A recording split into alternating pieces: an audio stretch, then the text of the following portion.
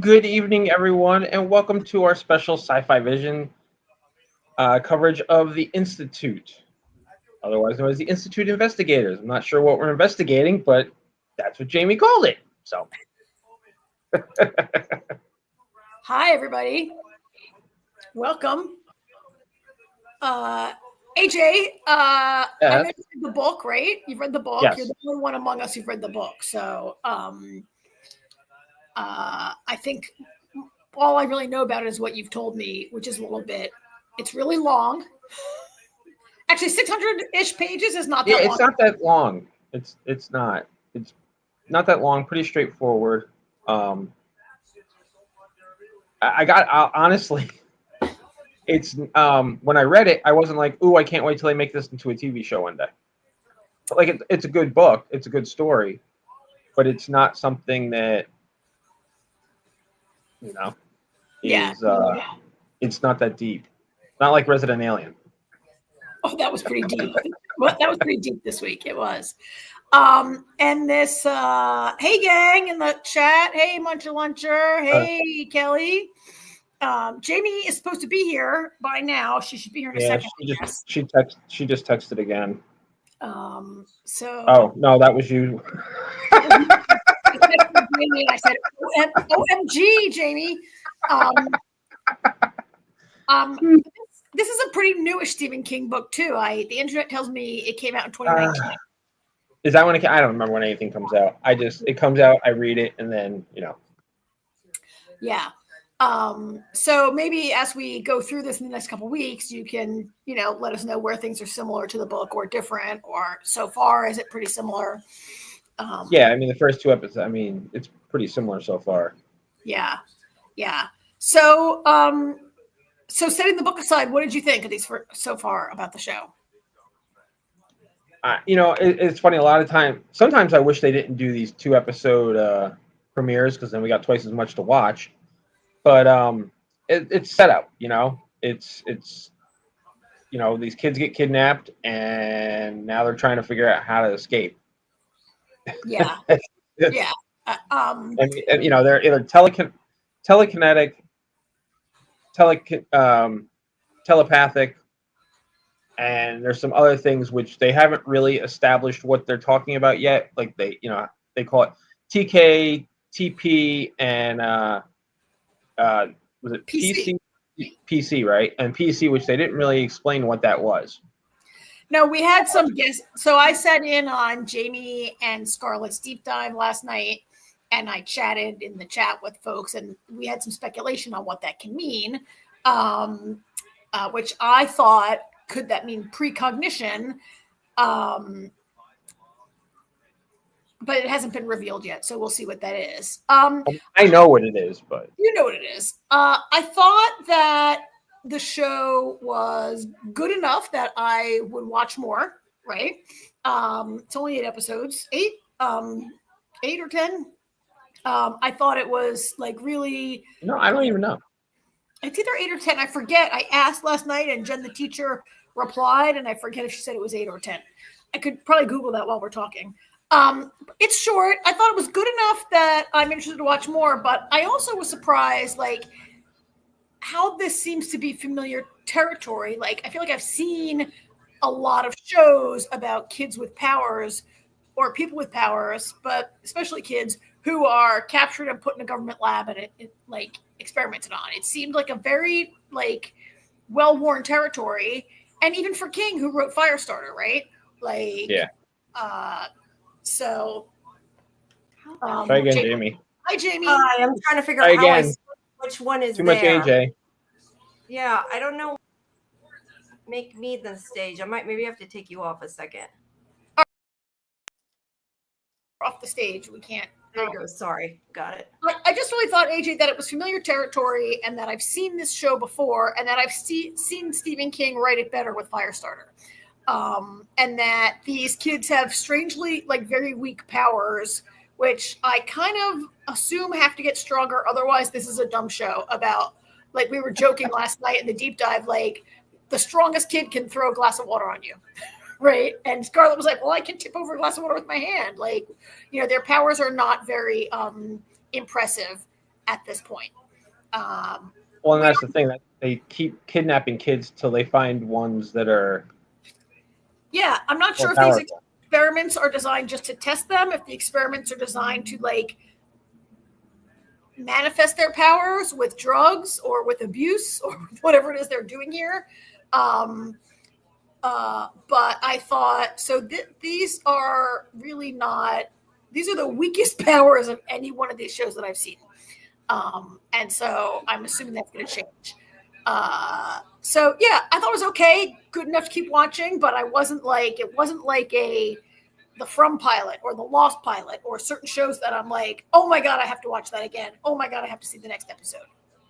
Like Revival. Yeah, this is not, this didn't grab me in that way, but it's good enough, is what I thought.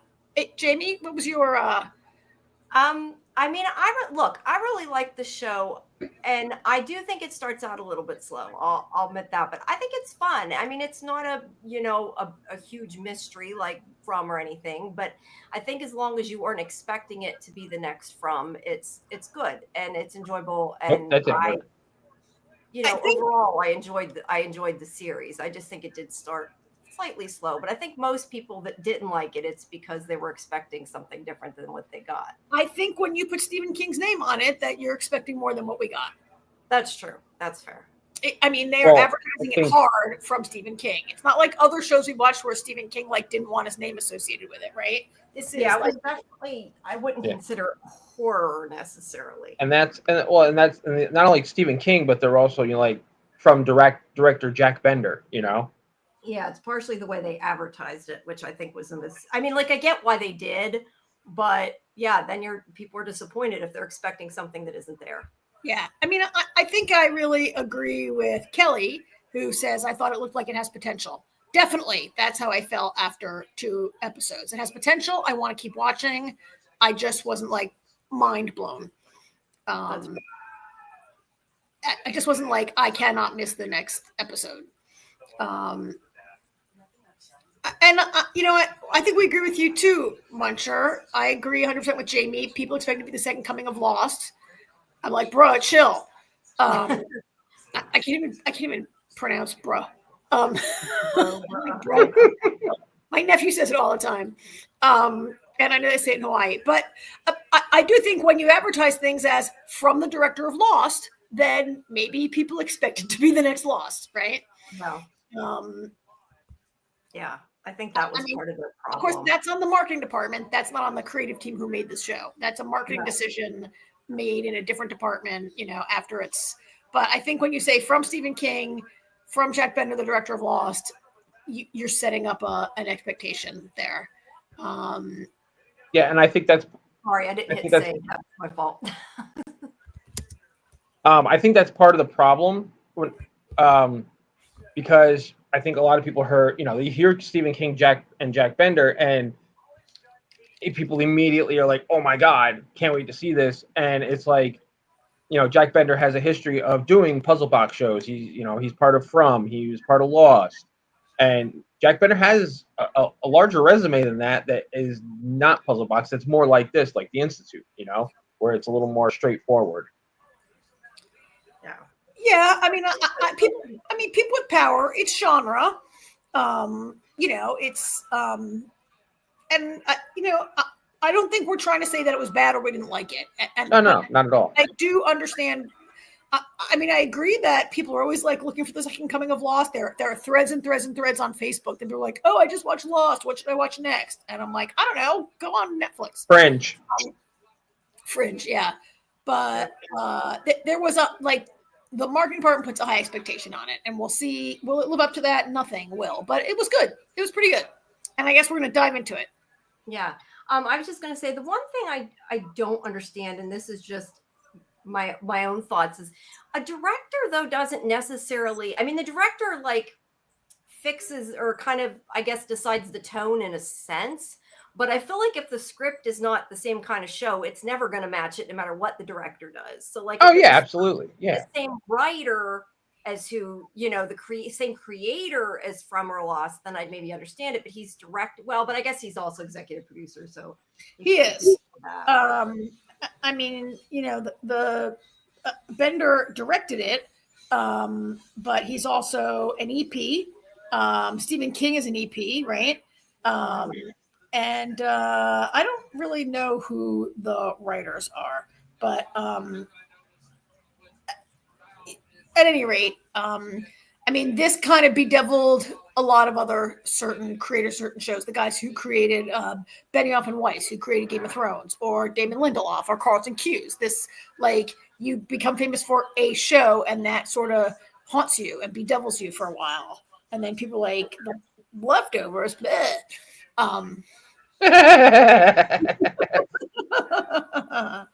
I wasn't that negative about it. I just didn't get into it. Yeah. Anyway, let's jump into it because there was kind of a bunch to talk about. It's not like the puzzliest show, but I have questions after these 2 episodes. There are like questions for me that I want to see answered next week, hopefully.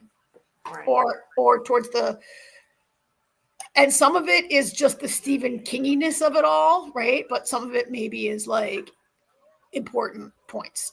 Mm-hmm. Yeah. I'm not going to obviously go through a full recap because we did do that last night for anybody who wants to see the stream, but we'll kind of go through big points, I guess. But I did want AJ, the one thing I feel like I couldn't do with the breakdown is relate to the Stephen King parts.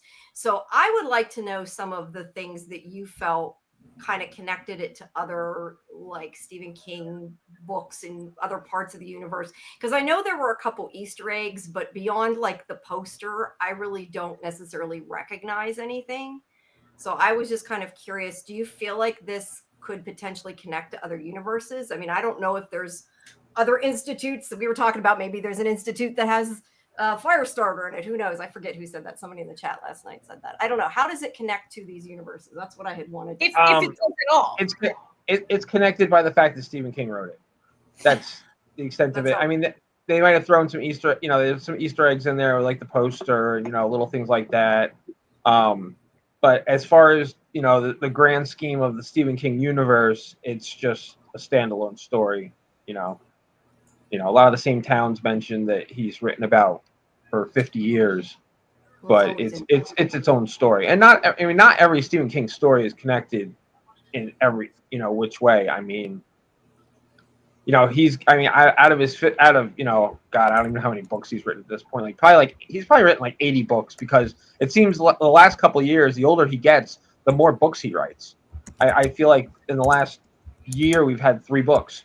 I could be wrong about that number, but it sure feels that way. But I can't finish one. I don't know exactly. I'd say he's probably written about between 70 and 80 books, and out of those 70 and 80, I'd say maybe half, probably a little less, are actually connected to each other, but they're the mainstream ones that everybody knows. The Dark Tower series is 7 books alone, plus a couple other little books that are connected to it. And then there's other stories that connect to the Dark Tower or have mentions of the Dark Tower in the story, like Insomnia is connected to it. Black House and the Talisman are connected to it. So there's other stories that are connected through the Dark Tower, but a lot of stories just, they are what they are. I mean, there's a connection to it and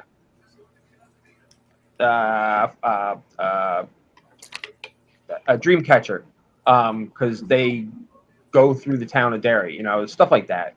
But most of his books are just, standalone, right? They're all standalone. Yeah. And I think when we watched Castle Rock, there was like maybe a couple connections to some other King stuff. Well, Castle Rock was different. That was, other people other than Stephen King who had a good idea and failed at it. They took characters from the Stephen King universe and they kind of, took some side characters and told broader stories. But by season 2, which season 1 I thought worked, season 2, I feel like they kind of, it was like, wait, we already know where this character ends up. How did you do this? Yeah. So that was a big question, as Jamie mentioned. For those of us in the chat last night in the deep dive are not students of King or have not read a lot of King or any King, and have seen only some of the movies. So thanks for that. I'm sorry, Muncher. Season 1 of Castle Rock was good. The ending was a little questionable of season 1, but season 2, parts of it were good and parts of it were downright awful. Sorry, I wasn't surprised it was canceled, which is a shame because it was J.J. Abrams brought it to us. Yeah. All right. First disagreement. Karen's laughing because you agree with me. What are you laughing at? I do. I'm just laughing at our first disagreement of the evening. And Muncher says, fair enough, AJ. Muncher says, haha, fair enough, AJ. I think sometimes the shows start well, and then I think they let the other people take over, and it doesn't always. All right, well, let's talk about this show that we're here for tonight. Yeah. Hey, Jennifer. Yeah, I wanted to know though, like, what do you guys think about? I don't know. I feel like I like this show a lot, but part of the disconnect sometimes I think is like because it's sort of a younger group. I don't know.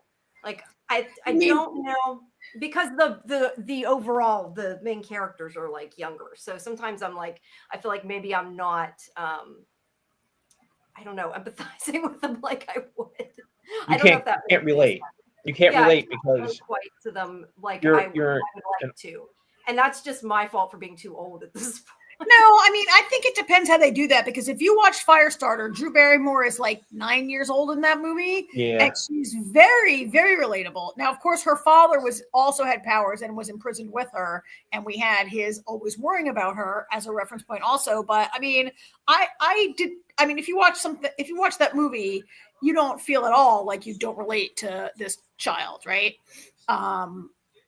And George C. Scott was so creepy in that, right? And so you know what it is. I think a lot of times with younger audience characters, I guess it depends on us how much we're still in touch with our child, our inner child, which I am right there still. I mean, because the protagonists are young people, I see what you mean, Jamie, but then we had like creepos having sex in the closet, right? Like, this is not a YA show, right? No, it's not. No, I guess no. sometimes through part of it, I feel myself being like, why don't you do this? And I know we do that with a lot of shows. I'm not saying we don't, but I have to like remind myself, well, they're not going to do that because they're a teenager and we're thinking it through an adult point of view. Jamie, we say that about adults. No, I know we do. That's so fair. But even though he's a kid, obviously he's a genius and he has a very high IQ, because he's taking tests with seniors. Now he's 14, I think he's 14. And actually, the funny thing about that, I'm watching it with Artie, and the whole time he's going, I can't buy that this kid is only 14.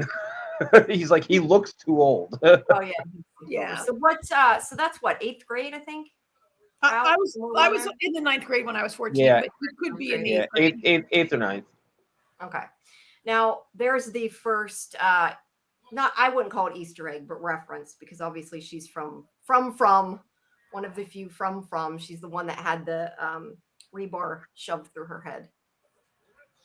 So, now I did not, I guess, pick up on this the first time I watched it. The reason that he knew he wasn't in his own home because of his uniform. I missed that the first time I watched it. So the hole in his uniform. You didn't catch the hole in the uniform? The little hole, put him seeing that, and I don't know. I didn't, for whatever reason, didn't connect it the first time, but I'm glad that they added that. So, so what do you? That's when the character knew instantly that it was fake. Yeah. Yeah. But he has, to begin with, I was just going to say, he does have trouble connecting with other people, I think, because of his, his IQ and everything. Because even he seems like he's smarter than his parents. Do you guys feel like, I felt like in this scene when he was talking to them that he was a little, I'm going to say rude. I mean, he was a teenager, but like they're trying to do everything for him. And he's like, basically said, this place is too small for me and I need something better. That's kind of how I felt he acted in this scene. Okay. But that's the thing, it's for somebody of his stature, I think that's why, and maybe where you felt a disconnect, why he was having trouble talking to them, because he was trying to say it without insulting them, Yeah. and his father's a bit of a jerk. His father's a bit of a jerk and kind of pushes him, and he's like, I don't know how to say it, and his father's like, well, you better figure it out, you know. So his father kind of forced the issue. He did, but you know. So I feel like every 14-year-old ever was pulling away from their parents and being a jerk and being ungrateful. And every 14-year-old ever thought their town was too small for them and they were going to go like, I don't know, live in New York City or in Venice or wherever and be, you know, like I thought he seemed very typically 14. Also, like, can you imagine being like the smartest person since you were a kid? And you know, you say his father was being a jerk. The guidance counselor was talking to the kid about MIT without talking to the parents. This kid who's like, and the father, if you caught, the father said, we're talking about uprooting our lives. They were if that kid goes to MIT, the whole family has to move to MIT. They're not sending a 14-year-old to live in a dorm with 21-year-olds by himself. The whole family's moving to MIT. Fine. For him to like go live there, right? He's really smart.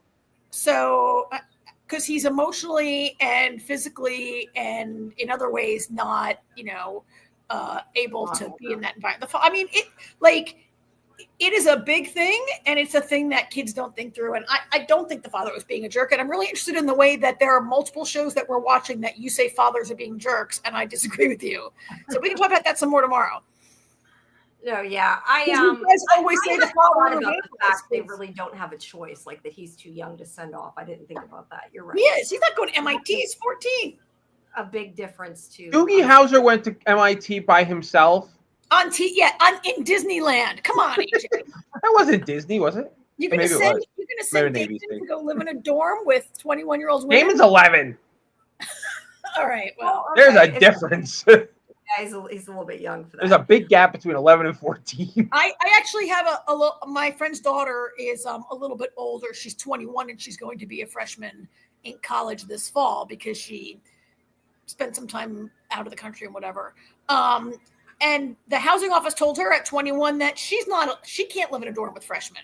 That it's like inappropriate for her as a 21, almost 22-year-old woman to live among 18-year-olds, and she would live in like be in an apartment in an upperclassman kind of place.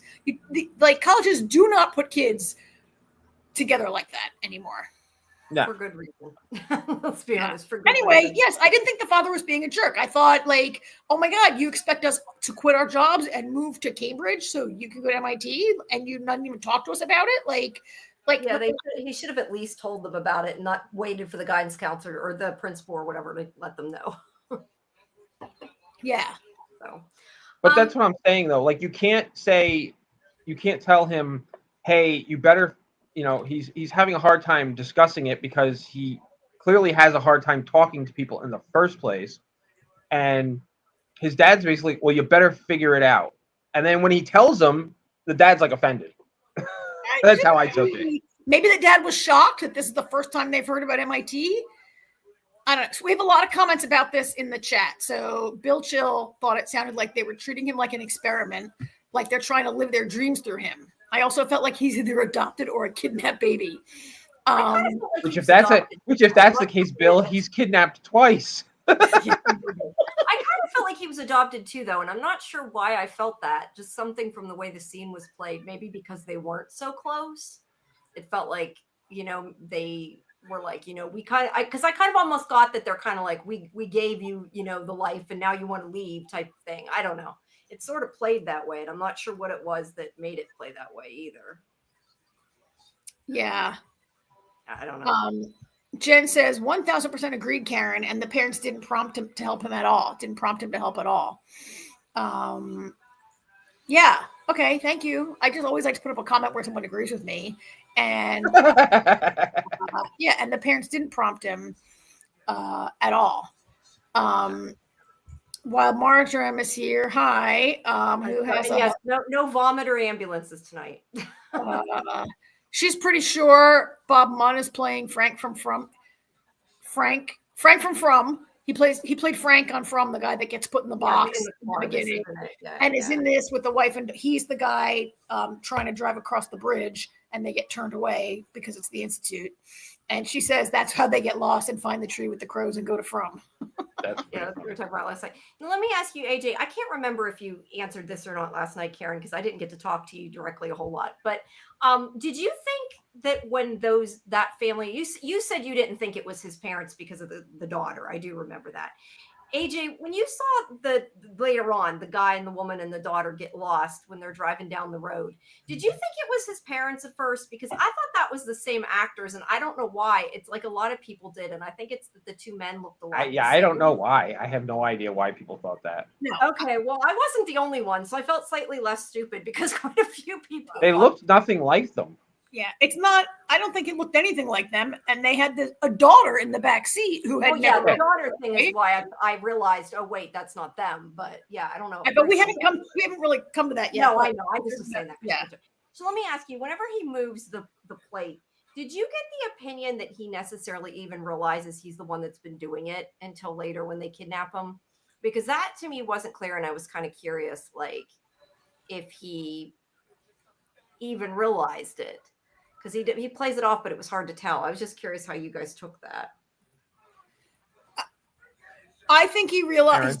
I think he knew it, but he can't control it, and it just happens when he gets a little worked up. But there was no. I mean, later on, he says things move around me. Like later on in the episode or the next one, he said things move. He does know it. I would just wonder if you'd tell yourself that you're like imagining it. You know. No, I didn't think that was the case, but it was kind of obvious that he wasn't doing it. He was focused on this conversation, and it's rattling over here on the side, right? Once he gets angry, and that's where we know that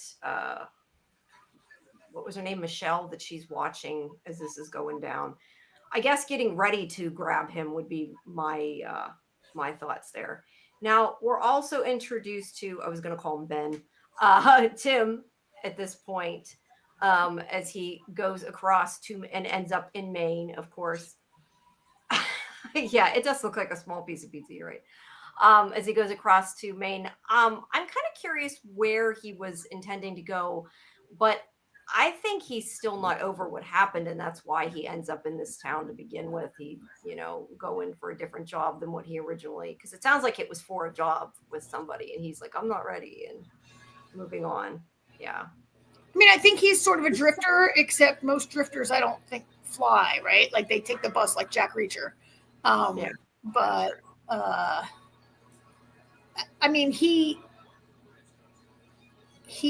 boarded another plane. He got off that plane somewhere and then got in the car with this woman.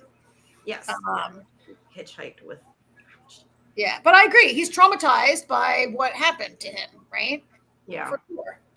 Yeah, so he goes with this woman and ends up in Maine. And apparently, according to the book, I guess somebody had said last night in the chat, somebody else picked him up after, because we were kind of wondering that he seems to be just hitchhiking, but yet he hitchhiked to knowing where he was, trying out for a job. So he clearly had a destination in mind. I mean, so I thought this was an awful lot of setup for a guy interviewing for a job. And like, I couldn't, like, if it just opened and this was a guy having a job interview, I could have totally like not needed to know about we didn't need it. I agree. We didn't need it. And I wondered like if this is the reason the book is 600 pages is like his writing in the car, the same as J.R.R. Martin describing every food at a dinner, or is she going to come back? Is this important? I don't know, but it seemed like a lot of setup that was maybe not necessary and will not really matter in the end. I don't know. AJ, is this part in the book with him getting in the car? Yes, yeah. Right? Yes. Yeah, I agree, because we find out later about what happened that's made him, that he's still affected by the shooting and everything. So we really didn't even need him to be like, oh, I'm not going where I was planning on going. Now I'm going to hit. Like, it was just kind of a waste.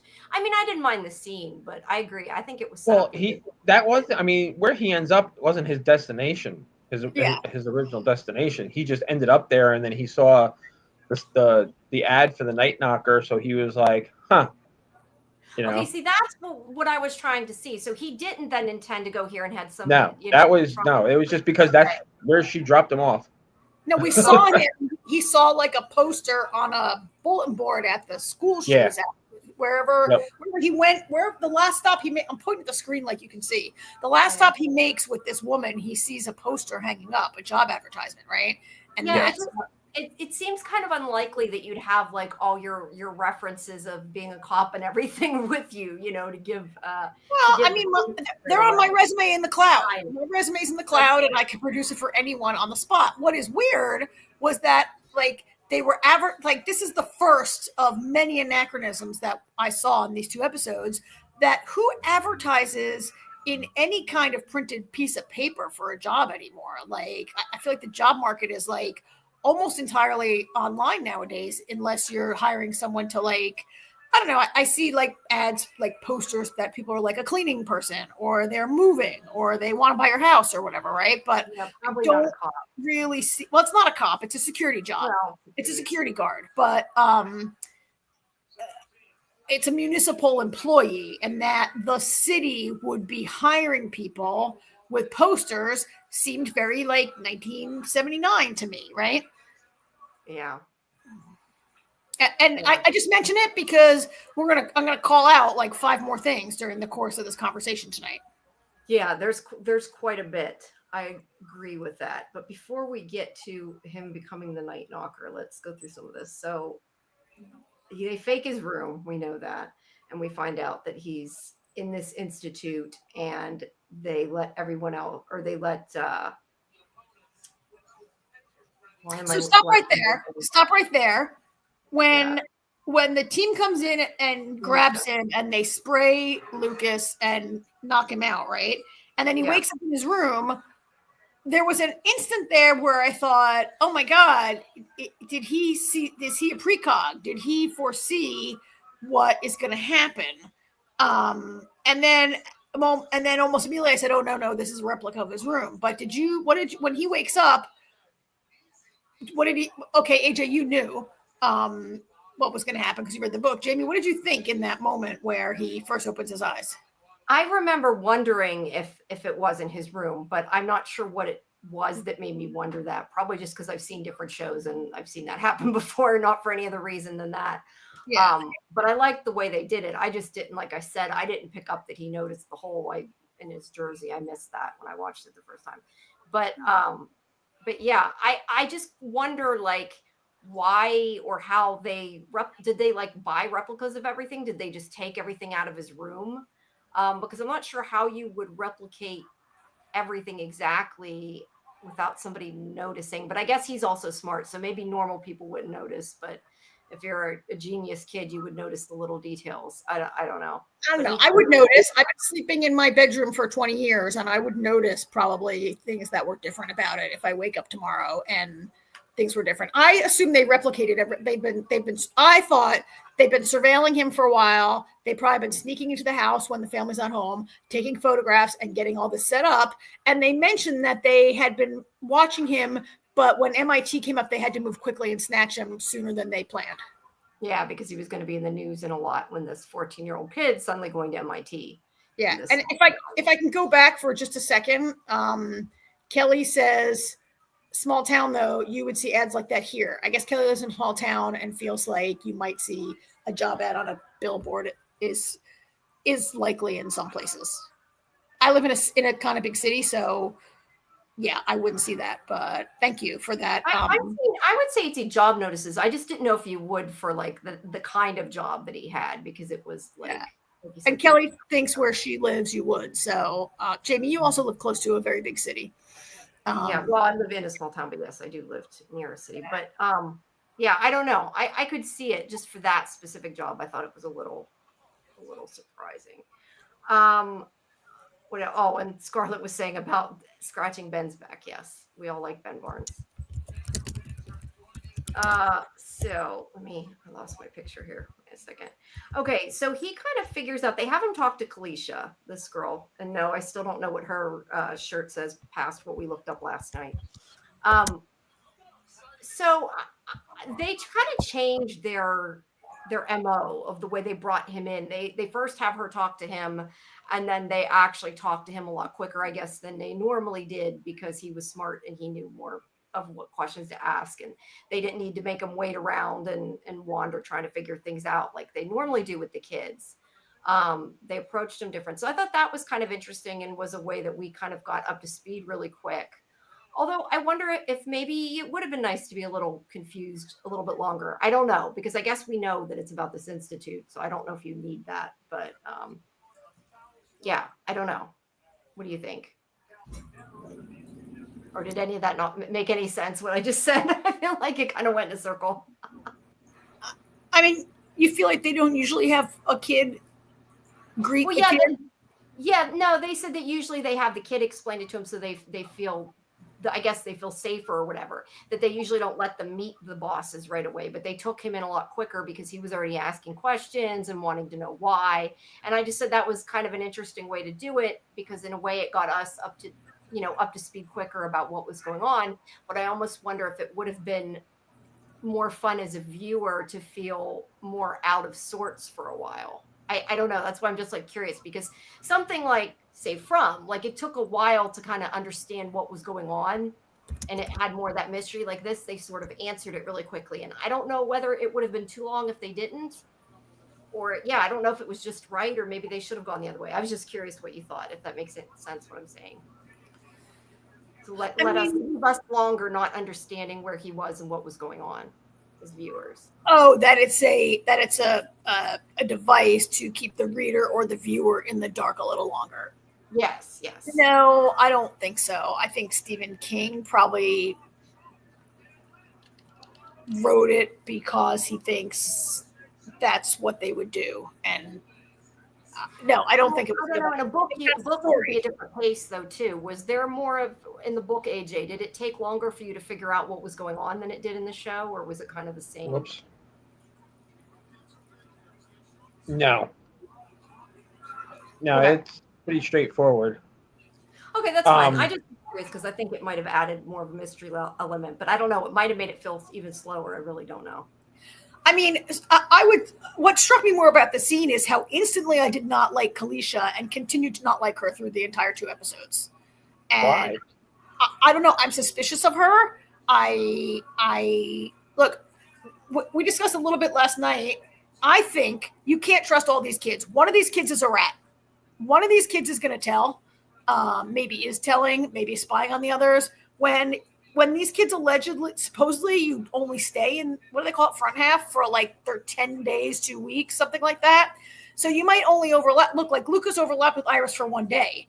Like he could come and go and Kalisha still be there, or they could reintroduce her every 2 weeks to someone as a student or whatever, right? Like, I don't know. I just don't like her. I just don't like her. She rubs me the wrong way.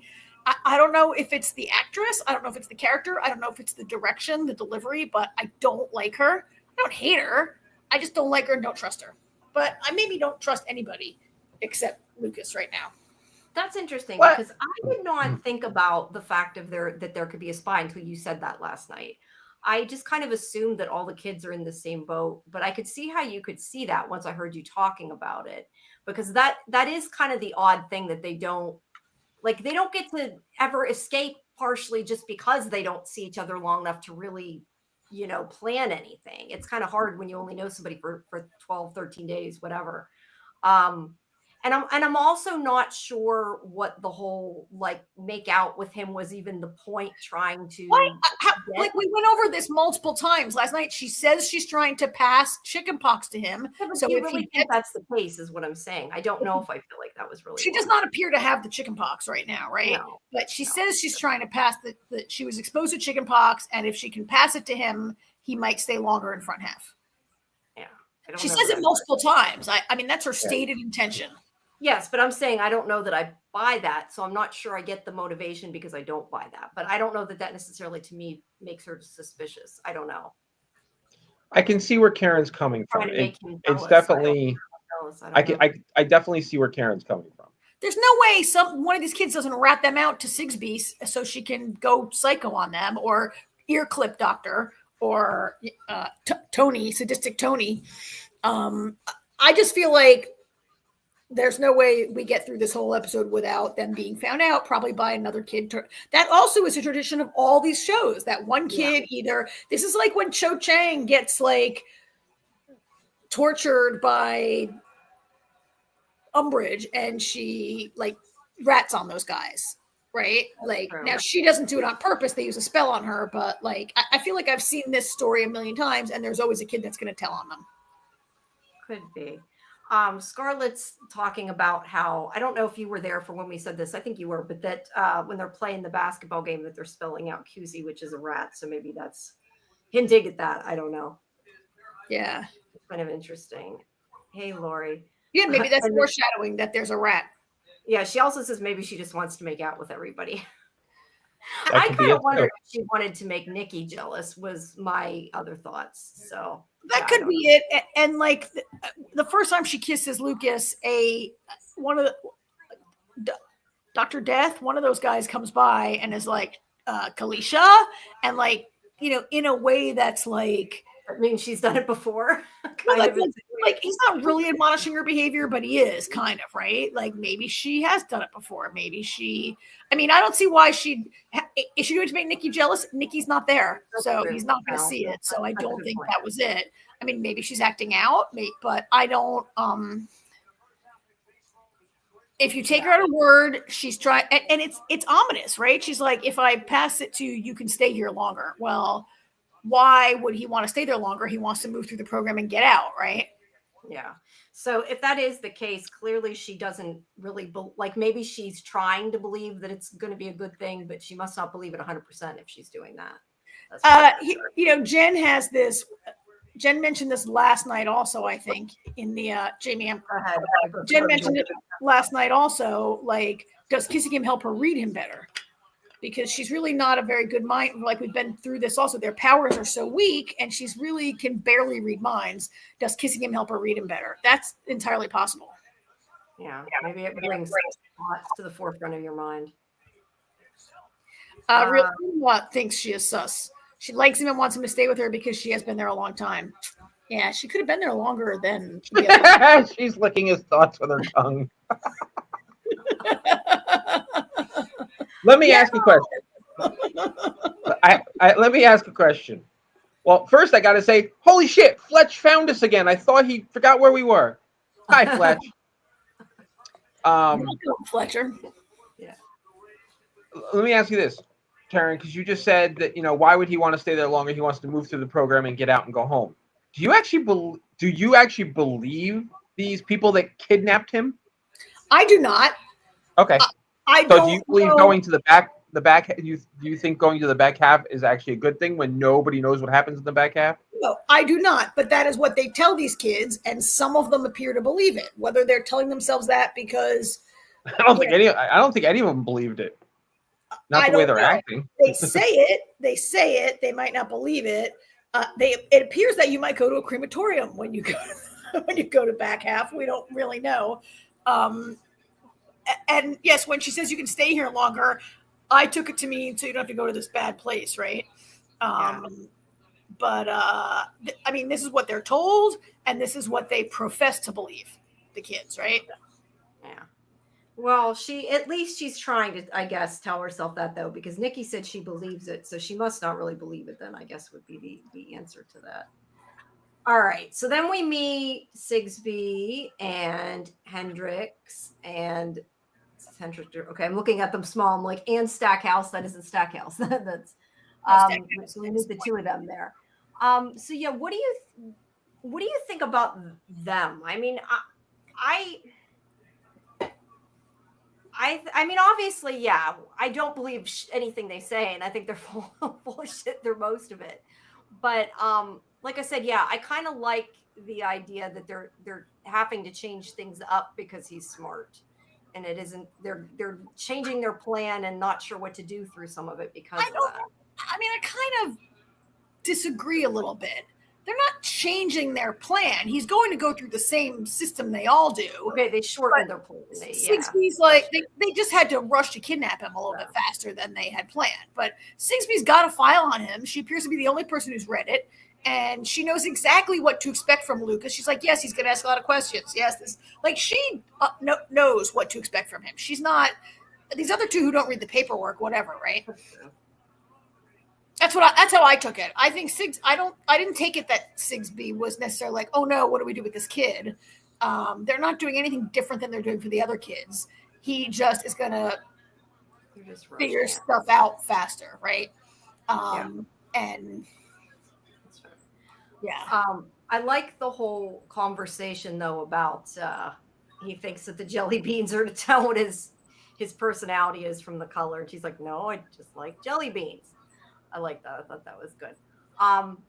And as I said last night, I do think that those whatever you want to call them, pencil holders on her desk look like the dream box that's in the trailer. So I think that's a little foreshadowing there. Now we also meet. Now can you go back? Yep. Which one? Well, so it's not in this scene, but there are many times where we're looking at these people's desks, and I'm like, look at that ancient phone on their desk. Yeah, I was going to say that doesn't have anything on the desk. It doesn't have the picture. These are very like these are scenes where we see a lot of anachronisms, but I don't see it here.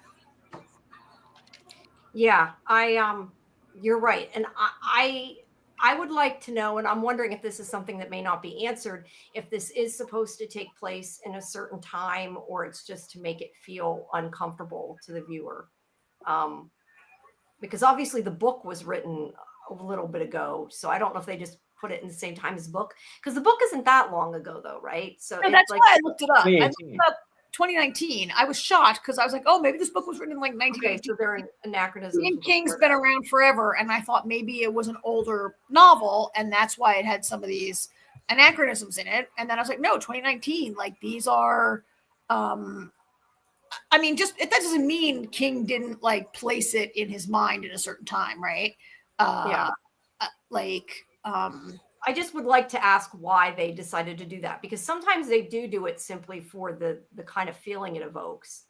And I mean, they do later have cell phones, so it can't be too far back, although they've had cell phones for a long time. It just sometimes doesn't feel like this is like Severance. They talk on cell phones and then they drive ancient cars and have like ancient microwaves and stuff, right?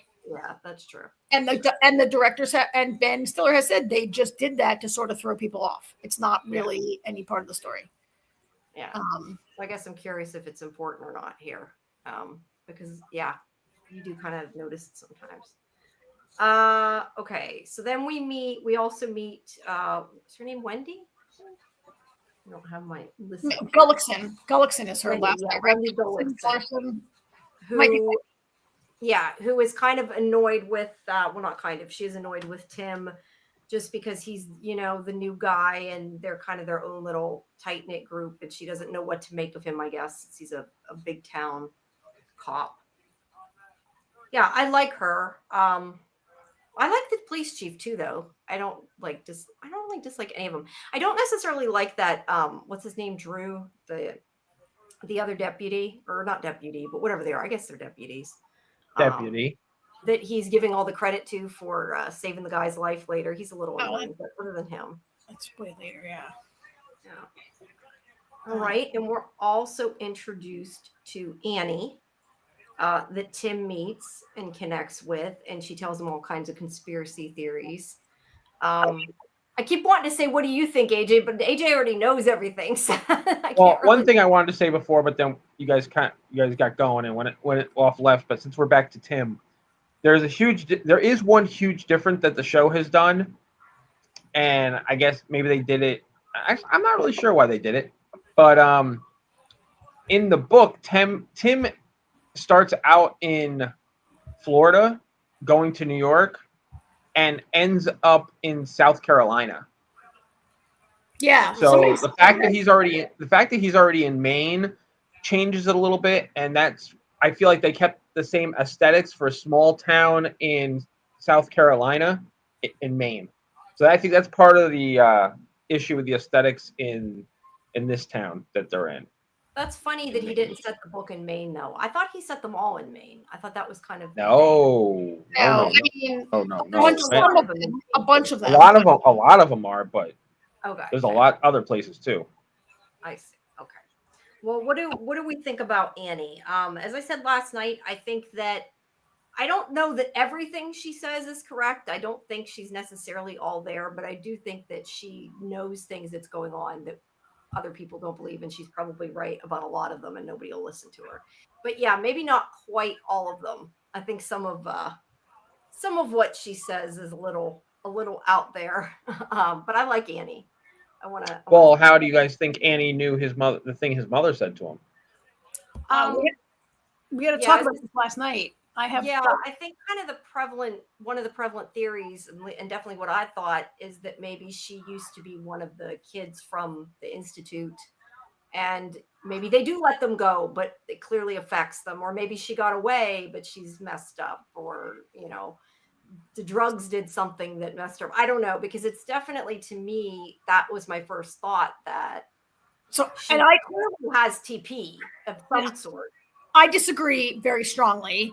I think that, she has some sort of telepathic ability, but I don't think she has anything to do with the Institute. I think she's just a lady that, has this like ability she doesn't even maybe know about, right? That she's always had. And it's just the Institute's bad luck that she shows up in this town and she can sense these kids. I feel like she's going to sense the kids and be part of Tim, like getting involved, figure it out. But I think she's just a telepathy sensitive person that happens to be around. I don't think that I can't imagine they would, like, if they let you go, that they don't keep tabs on you for the entire rest of your life and know where you are at all times. They can kidnap you out of your room and replicate your entire room and make people think you ran away. I just don't think that you quit working there or quit living there. And I don't think that they lose track of you. I I figured that if she was that discredited, that she was homeless and nobody believed her, that they didn't have to worry about her either way. So they weren't like worried necessarily. Okay, that could be it. I'm just saying that a lot of people have the prevailing theory, and I just have another theory. Now, no, that's good. That's why my theories turn out to agree. Sometimes I'm wrong. Often I'm wrong. I like Scarlett. She's Donna's long lost sister. Everybody is trying to connect this really hard, aren't they? Let's see. So I don't think we're quite to the other questions yet, because we're not yet to the car coming down. All right. So he talks to Annie and he's kind of trying to figure out what's going on. And then we have the conversation between, I think her name's Michelle, and Stackhouse. Clearly she is not 100% in on whatever it is that went down with Alice's family when they rushed it. And we don't know yet, but she's she's not 100%. I don't think one of them either, clearly, because she goes to her girlfriend, her date, whatever you want to call her, and wants to tell people. So yeah, I don't know. They clearly picked the wrong person, I guess, to hire for the job. But she's one of the snatchers, as I said last night, which I know isn't right, but the snatchers, the kids snatchers. AJ, long conversation last night about how this guy played Death in Supernatural. Right? Is this the guy who played Death in Supernatural? Yes. And he's one creepy looking mother. Yes. And I shall never remember his name and just call him Death now for the next 6 weeks. It works. So then we get to see the Institute from the outside, and we know they clearly are keeping people out by saying that there's a lot going on there, that nobody knows what's going on there really. But here's the family that we thought was, or I thought looked was nothing like. No, the husband looks similar. No, he doesn't. No, he doesn't. Not at all. Maybe if you just glanced at it and weren't paying attention, but as you look at him right now, he looks nothing like the father. Well, no, the other guy has a beard, but he looks. I mean, yes, when you look at them right after each other, they do look different. But when you look at them quick and you don't, I don't know. I thought at first it was his parents. But I do. And they acquired another kid. There's a lot of conversation about this scene going on in the chat, so we can go through some of these comments. Yeah, go ahead. I thought right away that these were parents looking for their kid. I knew they were not Lucas's parents, But I thought, oh, these maybe their parents looking for their kid. And then I was like, wait, you drag your kid with her seeing spell in the back seat, like on your secret mission to break your kid out of wherever. Like, then I started to think maybe they really are just people who are lost. And but then I said, that's what I said. Sorry. Yeah. Maybe they're people who are lost, and the point of the scene was to show us what the perimeter looks like and how it's guarded, and to set it up for a later scene. Right. My only comment was when you said that was, if your one kid was kidnapped, would you really leave your other kid someplace else? So I could see if they were looking for him that they would take her just for that reason. But I don't know that she would act so calm if she was the brother or the sister of somebody who was kidnapped. All right. So AJ, I don't know if you know who they are, if anyone, maybe. I don't know if you have a comment here on this before we dive in. They got lost. You think they got lost? Yeah. Jen was thinking that Frank, now we're going to call him Frank, that Frank was looking for their kid. I'm going to be listening for who has a little sister. Yeah, see if any of the kids on the inside mention a sister. I mean, there's another important thing, too, in that scene. Did you notice the guy that was holding the machine gun? Yeah. He was fidgety as all hell. It's kind of... the scene did multiple things. You know, they kind of used this family getting lost as, while we're following her out of the gate, to show how security is. He was, the security guards, they're not used to, first of all, they're not used to people coming up, and they're not really, I mean, they're most security guards are not that fidgety. No, they're not. Yeah, they definitely don't want people around. That's for sure. Well, I mean, that's their job, but he did seem more than like your average security guard. So I live near Fort Meade, which is home of the NSA, and I got like the exit. It says like don't drive up this exit when you go down the parkway, right? But I got down this exit. I got off that exit because I needed to turn around. And like, there's a gate, and there's these two army guys, and they're like, "You can't come down here." And I'm like, "Oh, I'm trying to turn around." And they're like, "You got to go back to the next exit and turn around. You can't turn around at the NSA." Be like, why not? You'd be like, I already read all the NSA stuff in a group chat. It's all good. Yeah. I wonder if they'd laugh if you told them that. Yeah. Probably not. I mean, they're legit military. They were much calmer than these two, but yeah, I tend to agree with AJ that it was kind of to show like what this perimeter is like, how it's guarded, and how like fidgety and nervous these guys are, and setting it up for like, I mean, I kind of was wondering if they were just going to accidentally shoot this guy because they were unprofessional and jumpy, right? Mm-hmm. Yeah, I can see that. So that brings us to a question. Do you think they paid the parents off or just killed them? That's why she thought this character was the dad, because wouldn't people be looking for their kids and maybe drive to the Institute if they knew about the Institute? I know what I think. What do you guys think? Well, my only comment is Luke was kidnapped from Minneapolis. Yeah. So I don't know how they would know to go to Maine. The next day. How they would be in Maine the next day, driving up to the Institute. Yeah, good point. Okay, well, yeah, I didn't think of that. But yeah. I kind of assumed they just kidnapped the kids. I don't think they're ever going to give the kids back. But I did question, are people looking for them? But we don't really see what's going on in the outside world enough to know if they are missing kids or whatever. But yeah, I did at one point also wonder if they were paid off. And that was why, for whatever reason, it felt like maybe they were an adoptive family or something. And that would make a little bit more sense. Like maybe they didn't want to deal with them. So they were like, well, if we get this money, sure, we'll let you have them, type of thing. But yeah, if he was the father of one of them, though, I would think they would know who he was, and they wouldn't, they would be a little bit more get out of here worried. But I don't know, maybe that's why he's fidgety. I mean, that's fair. I'm just gonna say this. The Institute is a secret facility that they claim they're doing biochemical experiments or some shit like that. Okay? These children are kidnapped from their beds in the dead of the night. How would the parents have any clue where to look for them? Well, if you're looking everywhere, you might think it's suspicious, maybe. But if you're looking everywhere, you would start in Minneapolis and you wouldn't drive to Maine. Exactly. And it's they don't mention where these other kids are from. Parents. These, Like, look they at don't mention where they don't mention where the other kids are from, but I know when I kidnap people, I take them to a different. I go to different states. I don't do it in the area I'm working in. So you're saying that all the kids are from different states? They are. It could be. But we don't know that for fact. I'm just saying, No, if it could I be. was a kidnapper. Jen says, I don't know if the security guard at the bridge would know the kids. That's true. And we saw no camera looking at it to see, like, we didn't see a camera on the inside being like, oh, someone's at the gate. Let's watch this, right? Like, No, that doesn't. I'm assuming there is. Somebody said there's a bogey. That's all I remember. Somebody was like, there's a bogey at the what? gate. A No, bogey. the guy, somebody like one of the guards at the gate says we have a bogey. when Okay, the I said I didn't as remember the who car said it. approached. As the Somebody car did. approached. What was I going to say here? We were talking about this, whether or not so I think Lucas's. I don't think they kill the parents, but I think Lucas's parents are.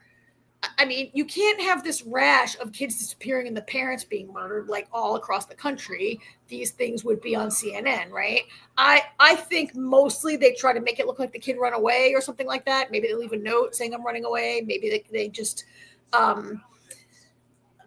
but I think they killed Lucas's parents because as they are going into the house, one of the guys says, "Oh, if this doesn't go the way we planned, we might have to get wet." Referring to wet work, killing people. And the girl with the short hair, I think, is like, "Well, let's not get ahead of ourselves," or whatever she says, something like that, right? Yeah, and then later later in the episode or the second episode, she says, like, she snaps at Stackhouse and says, well, maybe your bosses should come along and see what some of their decisions, how some of those decisions end up. And I felt like that was another clue that Lucas's parents have been murdered. That's part of the effort to kidnap him. That's what I was thinking. It could be. Lori thinks so too. Said, I think the parents were killed. That's why it said it was rushed. Yeah, I think something went wrong, whatever, when they were doing it, and that could be the case. Yeah. All right. Scarlett also said it would be intriguing if some parents figured out where their kid is. That would be interesting, but I kind of agree it wouldn't. I don't know that I agree with you. Like, it doesn't necessarily make sense they'd kidnap somebody really local, but we don't know. I mean, maybe they're really good at their job. I also think that's not the show that we're watching. This is about the kids, know. not the parents, and we only have 8 or 10 episodes, and I don't think we're going to see anything, the parents on the outside searching. Probably not. It's 8 episodes, by the way. It's 8. That is, it's 8.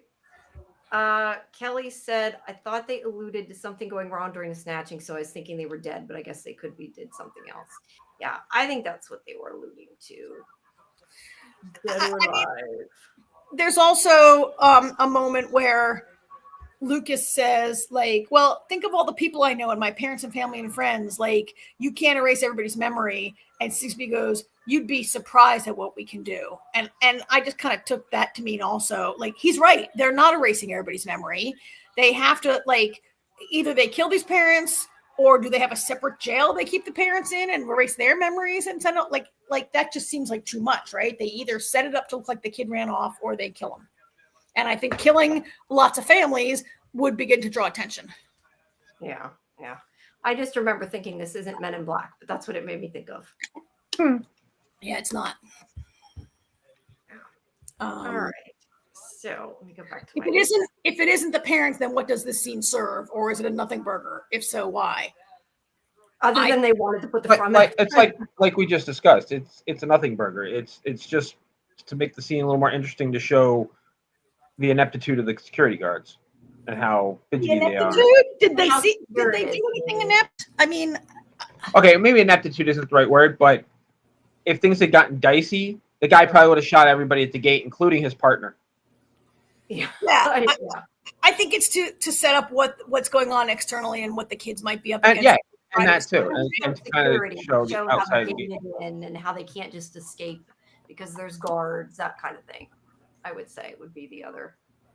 Oh my God, there might be conspiracy boards where people have lost kids mysteriously. Oh yeah, I'm sure there. I mean, in real life, there probably are, right? People's kids run away, people's kids disappear.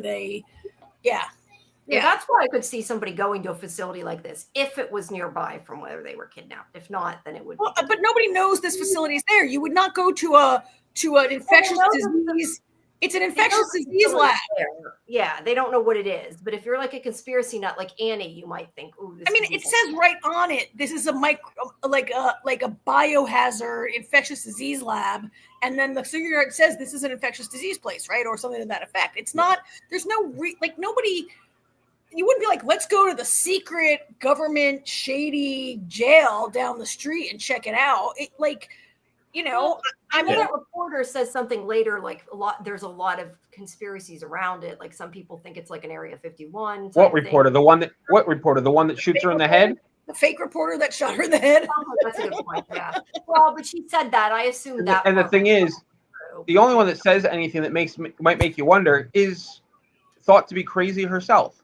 You know, Annie says to Tim, "I'll tell you what really happens down in that institute." Mm-hmm. And everybody's just like, "Yeah, whatever, Annie." Fair. Yeah, I mean, sure, there are plenty of government facilities. Like, look, as I mentioned, the NSA is not that far from me. People talk about what the NSA is doing on that piece of property that you can't go to, right? Playing golf. You know, and like an hour and a half the other way is Fort Detrick is in Maryland, where the Army has their infectious disease lab. And, you know, I'm sure there are plenty of conspiracies about them cooking up some COVID inside there or whatever, right? Sure, but I just don't think parents would be like, let's drive all around the country to every Army installation that might be Area 51. I mean, Scarlett has a point. If they kill the parents, then they can steal the stuff in the kids' rooms. But then why make a new non-hold shirt then for Luke, right? They didn't steal Luke's stuff because they would have had the holy shirt. They took Luke. They already had it. You could tell everything in that room looked newer than what Luke had in his room. So someone in the chat last night said that in the book, Luke recognizes that his sneakers have been replaced by knockoff sneakers. Does that sound familiar, AJ? It could be. I mean, that's a minor little thing. I mean, the point is, Luke even says to what's her face there, Sigsbee. He says that he understands the room isn't to make him feel comfortable; it's to make him think they want him to feel comfortable. Yeah. You know, and everything in that room is clearly newer than his own stuff. Yeah.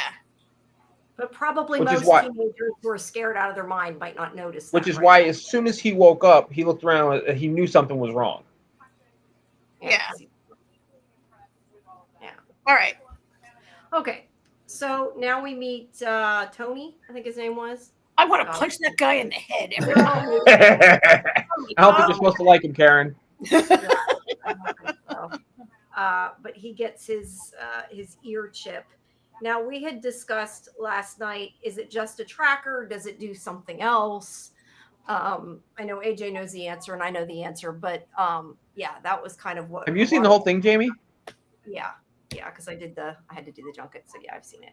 But there's speculation that it could be suppressing their powers, it could be trying to boost their powers, or it could just be a tracker.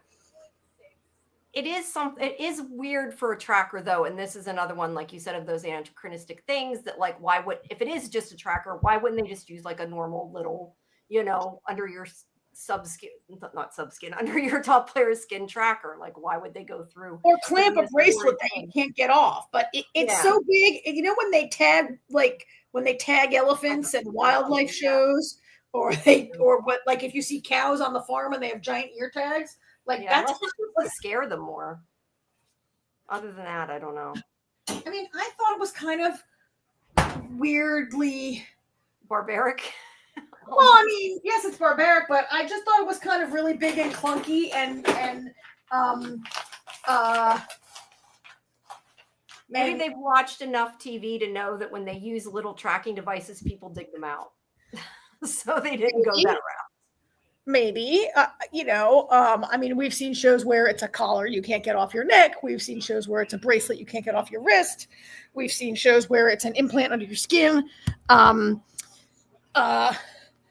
If it's a tracker, I don't know why they wouldn't implant it before you even wake up, while you're still asleep there. Like, why? It's a power move. That's what it is. It is. Yeah, you're right. It's a power move. Intentionally. it's intentionally clunky and painful, and it's all a power move. It's all to mess with these kids. You would think that they would plant like a chip tracker in them too, in case one of them got, tried to rip There it could off. be, if somebody actually figured out a way, if somebody would grew a set and cut their ear off, They could still have a tracker. Yeah, or you something. could just I kinda rip it wondered right. You that. could rip it right out of your. It's I on mean, your. for all we know, that thing does nothing, and there's actually, like you said, there's a tracker in their shoulder, and they don't know it, and that's just to mess with them. Yeah. Could be. Or maybe it's to track their vitals, or who knows. Yeah. But Did we all feel that Tony enjoys this just a little too much? Absolutely. Yeah. And That and was you can tell Tony likes when they resist, because then he gets the beat on them. Yeah. Yeah, that was a bit much. But yeah, he definitely enjoys it, I think. And to me, the physical abuse and the like sadism is another clue that you don't leave here and go back to your normal life, because you would tell, right? Albert, your mind's wiped. If that's real, right? They say they wipe your mind and let you go. I think maybe they just kill you. Yeah. I said before, I know I said last night, like sometimes I think that if they were really doing what they're saying, that they would be smarter to like try to recruit kids, like, and actually recruit them, because a lot of people would say yes, but definitely if something like that happened, I think they would change their mind. So that's for sure. Like Professor Xavier and his like X-Men school. Yeah. Well, they'd have an easier time. why? But here's the thing with that. Their tests are inhumane. Yeah. So know who's going to volunteer for this, and if somebody's volunteering for this, then people know where they are. I mean, this is not a good group of people. No. We have a shadowy figure in episode 2. Yeah. That's scary. Either way, Tony likes it too much, and we all hate Tony, and want him to hurt really bad. Yeah. All right. So then we go back to Ben, who meets. I'm still going to call him Pendrell. Him? He meets Pendrell. I forget what his name is in this. It doesn't matter. He's the manager of the hotel. His name doesn't. Norbert. Nobody. Yeah, but he has his bearded dragon there. All right. So Annie there's the whole thing storyline part. I don't think this is it yet, where Annie's bothering that woman about her daughter. I think that's a little later, so we'll get to that in a minute. All right, so Michelle meets the reporter. They're going to go back and have sex, go back to the hotel. That's kind of not really something that we need to talk about till we get to that part in the hotel. Sorry, did you have more to say? I just figured the next. I was just going to say what I said was last night, that if you are a government, if you're a shadowy kidnapper / assassin, and like, why would you ever get involved with a reporter? If a hot reporter starts coming on to you, it is obviously a setup. Yeah, maybe she thinks she has really strong willpower against talking. No, it's so. I mean, it was. No, I'm not disagreeing with you. I thought this was really dumb and a really weak part of the story. Like, if we're really reviewing this, like, I thought this was dumb and so obvious, and like, she's really going to get involved with a reporter. And the reporter has already immediately been bothering her, and she's like, I told you, sometimes I have to go out of town for work. Like, it seems like from the minute they met, this reporter's been asking her questions. It was so obvious. It was so it was very, very obvious. It was Of course, it's obvious. Of course, it's obvious. That's what reporters do. They ask questions. Well, I mean, it's obvious that she's interested in you for the story, right? She's like, Maybe it depends how hot they are and how much you want to have sex with them. I don't know. But yes, I agree. It was pretty obvious that something was up there. I agree with that. All right. So it's obvious to us because you guys suspect everything and everybody. That's fair. That's true. Parents suspects the poor innocent children that were kidnapped. Yeah, I know. Yeah, so we have George and Iris, who George is a TK, and Iris, I don't know, but George is a TK because they're betting on whether he's TP or TK. But George can move a water glass. And this is where they say they can't, at least the people here have not grown strong enough to move more than 8 pounds. So it isn't very helpful no matter what. And then we also meet Nikki, who has a broken finger because he fell. I'm assuming it was probably from Tony, but we really don't know. So I don't love this character either. I think he right now seems to be, the kids are all pretty thin and stereotypical. Like, they seem to all kind of match a certain kind of stereotype of the bully, the smart kid, the sexy girl, the nerdy kid, right? Like they're like the crazy, like I was like, can I match these 5 to the Breakfast Club? To me, they feel very stereotypical and not well characterized. I know it's only episode 2 and it might come, but these kids don't really stand out for me. And it took me like the entire watching 2 episodes and listening through the entire deep dive last night before I could like reliably remember their names. That's fair. I mean, we don't really learn a lot about them anyway yet. This is just AJ in the book, are they how they can have alcohol and everything. Are they similar in the book? The personalities and the characters? Yeah, pretty much. Yeah. All right. We have her killing Michelle, which we just talked about, and Stackhouse cleaning it up. We have Sigsbee leaving, and this is where I said my first thought was like, she's got to have a boss and isn't in charge, or they wouldn't be checking her bag. And I know Karen kind of disagreed with that a little bit. There's no way any security procedure is like everybody has to get searched except the boss. There's no, first of all, you'd be a shit boss if you were like, the rules don't apply to me. I just don't see, even if it's like a secret evil conspiracy place. I just don't see a security plan where not everyone has to obey the security rules. It just, and of course she has. I just figured that was. Of course she has a boss. Everyone has a boss, right? Like, and she's only the administrator. She's not the medical director. Like, she's co-boss with the medical guy.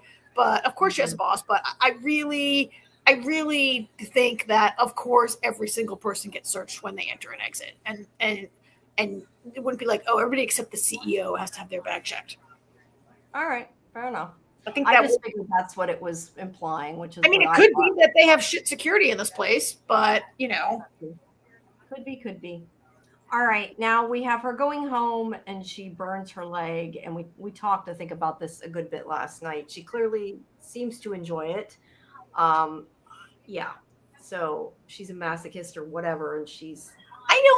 That was what I took out of it, but I know that isn't necessarily the case. That was what I took out of it. I'm not sure that I saw her face to be enjoying it when she did this, and I don't know. I thought it was homosexual with the way she was acting. I don't know that she's a masochist who enjoys it. We speculated that she might be racked with guilt. People who are depressed, people who have like injured themselves, right? Like self-harm is a thing. It looked almost sexual after she did it, the way she was like singing and dancing around. And I don't know. AJ, do you have a comment? I guess maybe this is in the book, so maybe you can't say, but what did you think? She's self-inflicting pain because maybe deep down she feels bad what they're doing to the children. Maybe. I mean, that's what I thought, that she's like, somebody in the chat last night suggested it was like the self-flagellation that you see in is it in Angels and Demons, or is it in the Dan Brown book? Da Vinci Code. It's in the Da Vinci Code, right? I mean, that self-flagellation is a religious thing in that case, but like punishing yourself for your sin kind of thing, right? Or maybe she has a mark for every child that they bring to the Institute. Oh. That's interesting. She'd have quite Just a thought lot. of that now. Yeah. Just thought of that now. Yeah, quite a lot if that's the case, but she's got a few at least. This is another scene where she has an electric stove with burners. It's not even a glass top. It's like an old-time electric stove. She's listening to music on a turntable, which, yeah, turntables are a thing, and turntables, the sound is better, according to many people, on a turntable.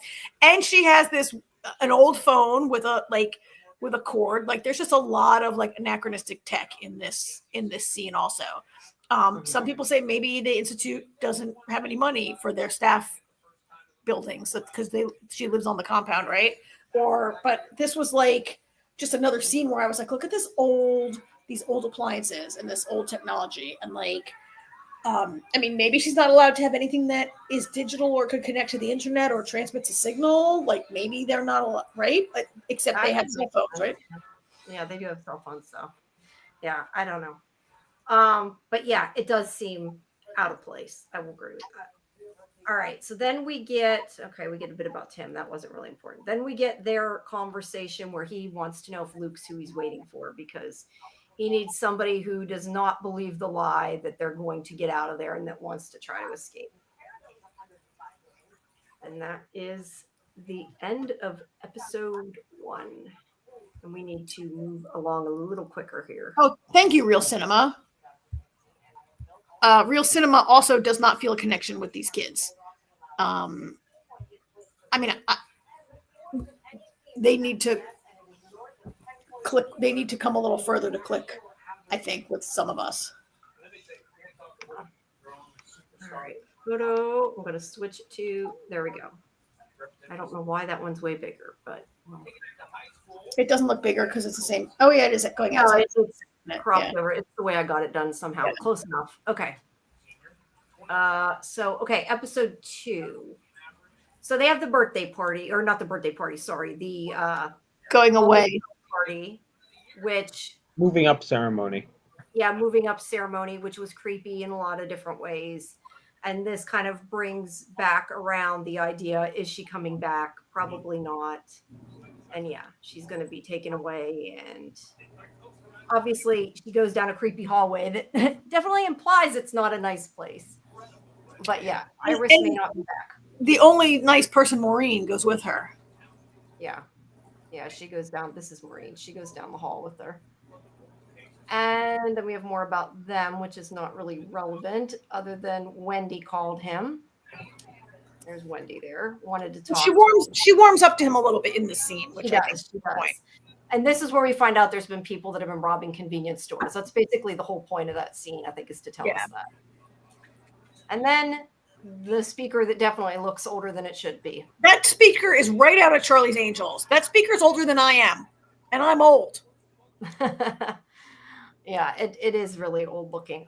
Now we have the boss. AJ, did you recognize who it was right away? Jeff Fahey. Okay. I knew his voice as soon as I heard it. Yeah, I did too. Who is he with in these pictures? It looks Can you make like them larger? Yeah, it looks like maybe JFK. I can't tell for sure that one. That one is. Is that Reagan? Is that Ronald Reagan? Yeah, Ronald Reagan. It looks like. That's what it looks like to me. Yeah, is Ronald Reagan. So yeah, meeting presidents. He's important, I guess, is the idea there. And he's also religious, clearly, since he has. I think though it's not is that a rosary? I thought it was like Greek worry beads. I'm not sure that's a rosary. Maybe it's not. I thought it was a rosary.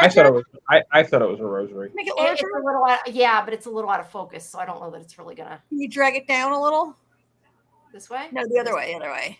That's the end of the picture. Oh, like I don't see like a rosary should have medals. I don't know if that's a rosary or if it's worry beads, but either way, it's a some kind of creepy affectation. Yeah, definitely.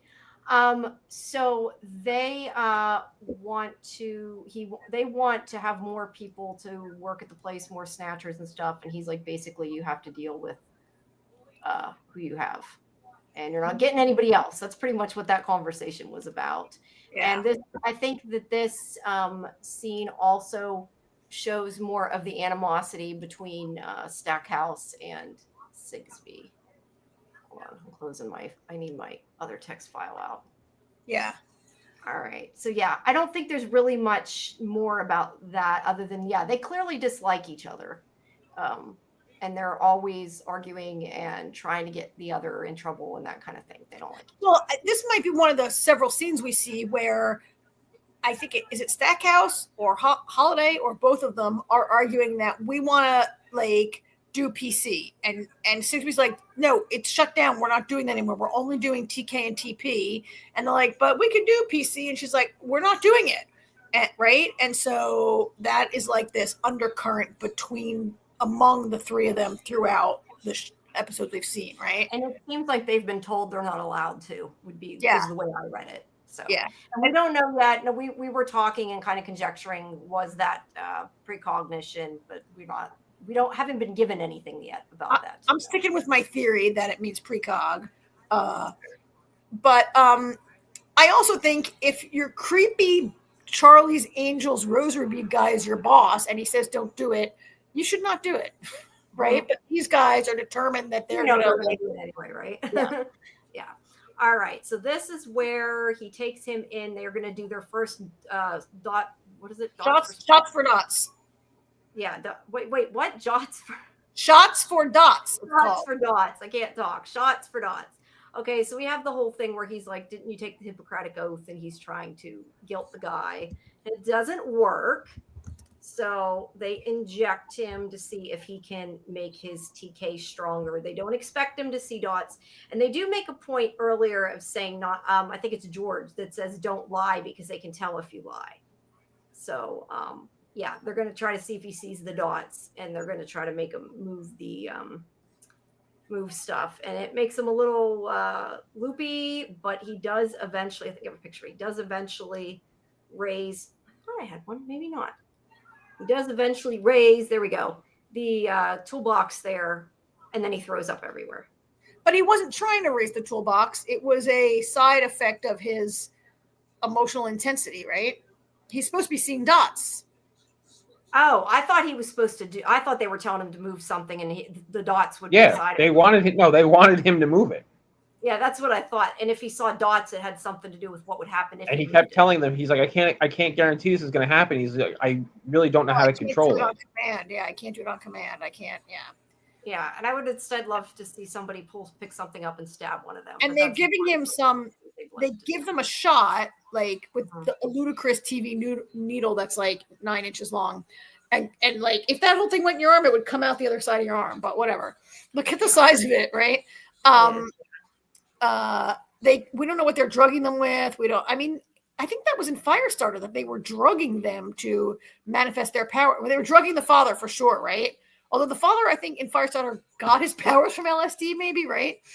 I'm not sure, but they give the father a lot of drugs in Firestarter. I don't think they drugged the child.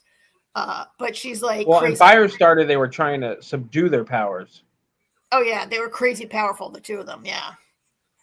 And they wanted to subdue them because they couldn't really control them, yeah. I mean, so I don't know what's going on here, but I feel like in these stories, this is not a very original story yet. Inevitably, the evil doctors and hospital and government people, whatever, they're always trying to turn the kids into super soldiers or to weaponize them, right? Like that is the trope in all these stories. And so I'm waiting to see what the part where the speech Sigsbee gives in the beginning where she's like, you're helping your country, you're saving the world. I'm like, oh yeah, because they want to make you into a super soldier, right? Like, yeah, it definitely seems like it. You're right. That is kind of the usual route. So we'll have to see if it's a little, hopefully because it's Stephen King, it's a little more original, but I guess we'll have to stay tuned and see. So this is where we get the whole thing with Annie, where she's trying to tell the woman, I thought I had a picture of her. I don't. There's a woman, I don't know. Kelly Sloan, Corey Sloan, her name is Sloan. That her daughter, we find out later from the story Wendy tells, that she had died in the water at this place they weren't supposed to go. And she thinks there's more to it than that. So she's been bothering that woman, telling her, oh, there's something she needs to tell her. And of course, you don't do that. So she's been harassing her and they're trying to get her to stop. And Drew comes down to be like, you can't do that. And, Tim tries to help, but he's not much help in this instance. It felt a little bit like it's just because it's the rich lady in town that they want Annie to like back off. And like, I don't know. Maybe, but I kind of feel like if your daughter died and there was somebody in town that was constantly being like, oh, it's a conspiracy, you probably wouldn't want that either, to be fair. It's not a crime. No. To be fair, though, Annie, it's harassment. Yeah, she's harassing her. Maybe it is. Yeah, I'm not. Yeah. Because Annie's been a little, it's a little excessive. I also felt like, and I said this last night, is his name Drew, that little skinny guy? I was like, Drew, the gang is coming. The robbery gang is coming. Why are you bothering Annie? Right? Like, well, he doesn't know that yet. He's not a precog. No, but they like already like. I Wendy already told Tim, be on the lookout. A robbery gang is coming. They know. He knows. It's the middle of the day. They don't rob in the middle of the day.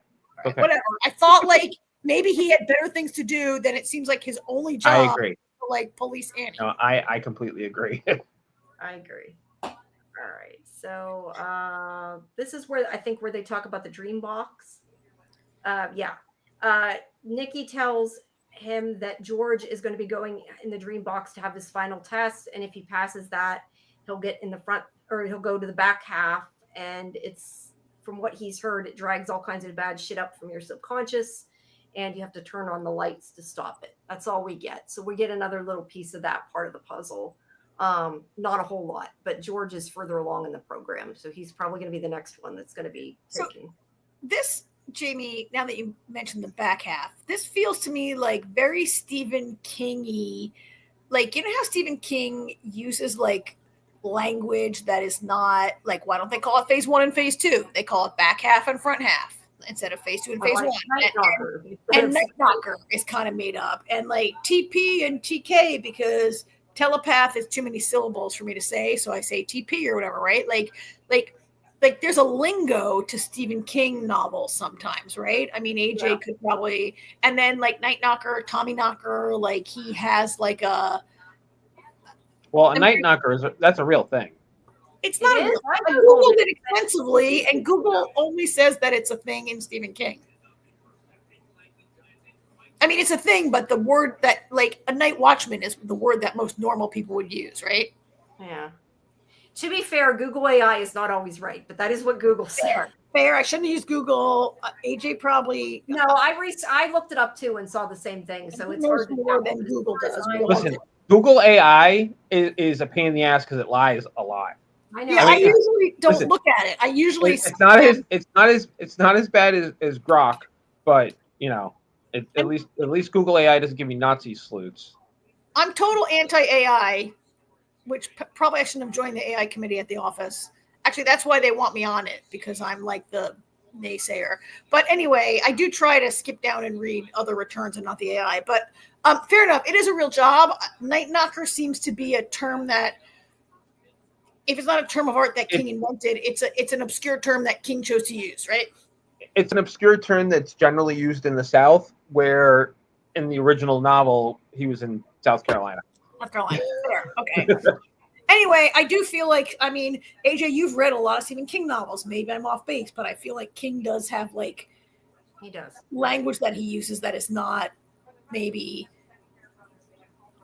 It's usually fitting for the setting. Yes.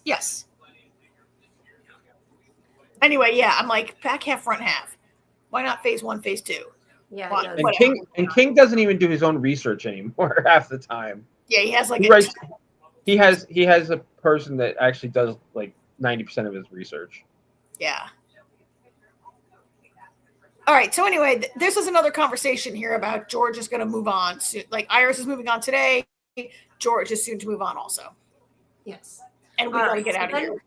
Yeah. Now we have the creepy ass scene. This room is crazy. This room is crazy. Do you think this reminds me of the Labyrinth, though, that scene? I don't know. It still makes me think of that. I've never seen Labyrinth. Do you think that I don't know if you've never seen Labyrinth? Yeah. I've never seen Labyrinth. Usually I'm the one who hasn't seen classic stuff. You gotta watch it. That's true. I've never seen it.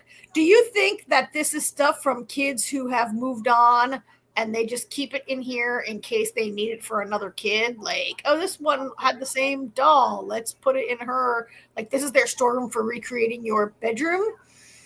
And this is kids, like kids move on and leave the stuff behind. Why do they keep it? Why not throw it away? There's no way you're going to find a kid who you need the exact same stuff. Or if you think that's how you need a warehouse, not this little closet. I think it was just to be a creepo setting for this very disturbing tete-a-tete that we saw here, right?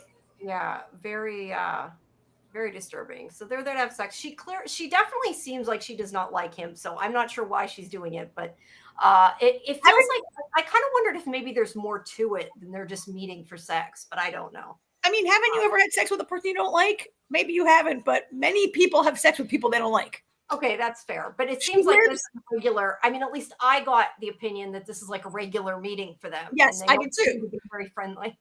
But she lives on this compound. So as far as we can tell, her choices are Stackhouse, Holiday, or Tony. Okay. Right? His name's Hendrix, not Holiday. You keep calling him Hendrix. You know what? I've been watching a lot of baseball lately, and I'm thinking of Jackson Holiday on the Orioles. But what is it? Hornaday? Hockaday? What's his name? Hendrix. Okay. I mean, she doesn't have a lot of choices of who she can have sex with, but there must be a cook or a janitor or somebody. That security guard seemed like a nicer guy, right? Like, yeah. It did seem like a regular instant thing. He goes, "Do you have the jump rope?" Yeah. I was very creeped out. Yeah. I'm surprised. I mean, I'm not gonna say anything specific, but I'm surprised you guys haven't even, and nobody in the chat either has surmised or at least theorized why they're having sex. I wondered if maybe for some reason they want her to have a kid, but I was like thinking, I hope they're not going there, and she's too old. I think I don't know. I thought maybe they hate themselves. That's why they were having sex. I mean, maybe like, having sex ups your TP or TK energy, and maybe they both have powers. Who knows? That would be my only thought. Like that's intriguing. Like AJ is saying, are they having sex for a reason other than you just want to have sex? Yeah, I have no idea why they'd be having sex other than like she. You know what's funny? Until Jamie just said she's too old. As soon as you said that, I was like, she's not too old. And then I just googled how old, and then I just googled how old Mary Louise Parker is, and she's older than I realized. Yeah, she looks a lot younger than she is, but she's 60. I think she's past childbearing age generally. She's too old to conceive a child. You know what the funny thing is? I'm 50, and then somebody says something about that. Like, I know she's older than me. No, I meant she's not that old. Child, not old. Too old for a child. No, I know what you meant. But the thing is, I'm 50, and I still have this mentality of people not being that old. Yeah, no, I get it. You know, this morning I was watching this. I was watching this strangely compelling show. Have you ever watched Paternity Court? Paternity Court? Paternity Court. Yeah, it's kind of like no. Judge Judy type shows, except it's people who are like, "Is that baby mine?" And they have a DNA test, and there's a lot of like drama and crime. See, that's why I miss Maury. You know, that was what Maury was for. Yeah, and there was a guy on Paternity Court this morning who was saying he thought the baby wasn't his, and he was like, "I'm 48, I'm too old to father a child," and I was like, "What? Men can father? No, you're not. To father a child, no. No, you're not. Yeah. Well, really, I mean, she's not necessarily too old to mother a child either. Anyway, we should do a deep dive for Paternity Court, but whatever. No, AJ's giving me a lot to think about, and now I'm going to be watching these two because it hadn't occurred to me that they were having sex for any reason other than their demented sex drive. There's the crematorium. The best part about that scene, though, is she's like, "Did you take the pill?" He goes, "Can't you tell?" She goes, "I don't want to look at it." Yeah. I'm going to have sex with you, but I'm not going to look at you, which I'm sure does happen as well. All right. So they see the smokestack and they think there's clearly something going on there. It really reminded me. It reminded me of like. I mean, it reminded me of like World War II movies, concentration camp movies, where the crematorium is like next door. That's really what it made me think of. Like, except there's only like 5 kids. So how many bodies can they be burning? And someone in the chat said, how do you know this is the only 5 kids? There could be 10 floors with 5 kids each. There could be other facilities all around this property with 5 kids each, right? Like there could be more kids involved in this program than the 5 that we have met. It actually would be very inefficient to only kidnap have 5 kids, right? If you're trying to like. Well, there could be more in the back half. We don't know if it's like the same group. Okay, but the pipeline seems to be very limited going into the back half, right? Like it was, I don't know who said it last night, but I was like, oh yeah, there could be other outposts and other places that are studying the same thing. Yeah. And then they kill you all in this furnace. Yeah, that's fair. Yeah. I hadn't really, I guess, thought about it at this point, like thought that, oh yeah, it could be that, but that does make a lot of sense. It definitely makes a lot of sense. Also, like I just looked at those two, the shadow on the left side of the screen. It looks like an unhappy face. It's 2 dots are the eyes, the line is the mouth, right? It's a conspiracy. Yeah, it kind of does. That's cool. All right. So the whole point of this scene is that he's saying that maybe they need to recruit somebody, an inside man. But the problem with that is that they can only do it once, and if they pick the wrong person, they're screwed because they'll tell, and it won't work again. So yeah, they're kind of strategizing. What are they going to do? They're still trying to find a way out of there. They say that they need a strong TP that can read the boss's minds or scramble their brains or something to that effect, and that's what they're hoping for. So yeah, that's what that scene is about. And it's not Lucas. Like Lucas is smart. It's not Lucas. It's plan, but he doesn't have powers. Yeah. And then real cinema. It is just like Severance. Lumen had different facilities with only a few severed people on like the severed floor, right? Yeah, they kept them separated, so they didn't interact and didn't try to escape as much, maybe, and in this case, like maybe they don't want the kids working together to get out. Who knows? Well, when Bert leaves and gets replaced, they bring in those new people that are from like when Bert and Helly get replaced, they bring in people that one guy I think said he was in like Italy or something. Oh, was it in Italy? I thought. Oh yeah, that one guy. Yes, that's right. He wasn't from. Yeah, you're right. Forgot about that. So the whole point of this scene is to explain what happened to that woman's daughter, but we already talked about that. Well, and that was an interesting scene because I had assumed that the daughter disappeared and was kidnapped maybe by the Institute. And then there is an explanation that the kids went swimming and the body's washed up in the river. Oh. I still wonder if it's possible they dump bodies there and that it could still be something to do with. I don't know. There's a long explanation of a rock formation in the river, and the kids call it the red stairs or the red chair, the red stairs. Red stairs. And it was strangely specific and detailed. It has to come back, right? It has to be an important thing because she gives a lot of detail about something seemingly unrelated. Yeah. Either way, that's what she says that woman's daughter died of. So there's the poster, the Shine poster again. Those are the little Easter eggs there. No time to shine. Yeah. So then we have this scene with the vending machine, and why doesn't he just take the food out instead of returning the coin each time, which I thought was funny. That was cute. But it's funny. I was thinking the same thing the whole time, and then Luke actually says it to him. Like, why not just take it out? Yeah. George is like, oh my god, like, oh. It like blows his mind, but he doesn't want to hear it. No. Sorry, I know I'm trying to kind of scoot towards the end a little bit. It's fine. You should. We've been on a long time. Yeah. All right. So then we have the robbery in which he saves the Mr. Dobir, I think his name is. I want to say something like that. Yeah, Dobira brothers. He saves him with a diaper and Vaseline in his wound. And because he gets shot by the robber, and it does save his life. But he gives Drew credit. And then we have a couple more scenes with them saying that they should try to do PC. I want to do PC. I'm like trying to think the letters in my head. PC. And he's turned the cameras off or the audio off so they could talk. And it's clear that, he's trying to talk him into it, but Hendrix is kind of hesitant, but seems like he might be up for it. And he does say later they might have a buyer for the kid.